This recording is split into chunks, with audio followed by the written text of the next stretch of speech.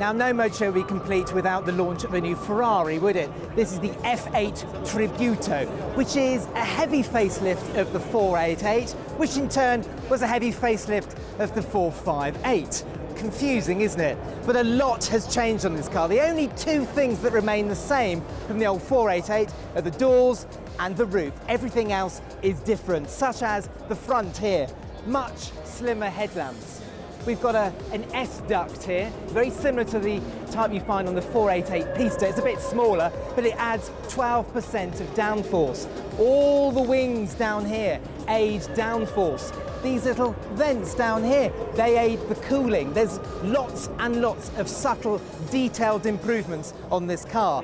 Now at the back, there's quite a big change because, excusing my colleagues here who are also filming the car, this panel of glass here, it's supposed to hark back to the Ferrari F8 of the late 80s.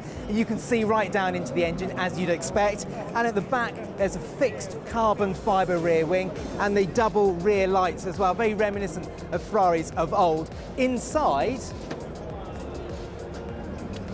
it's quite a change actually. There's a new dashboard. The vents are from the F12 Ferrari. You can't see it, but there's a little screen here, touch screen, that's 7 inches. The Manatino switch on the steering wheel has been recalibrated. It's supposed to offer a lot of the same settings as the 488 Pista.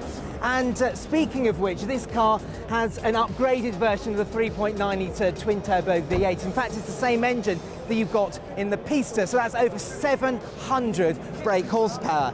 Now, Ferrari haven't confirmed prices for this yet, but you can expect it to be more than £200,000, but less than £250,000. What do you think to it? Let us know in the comment section below.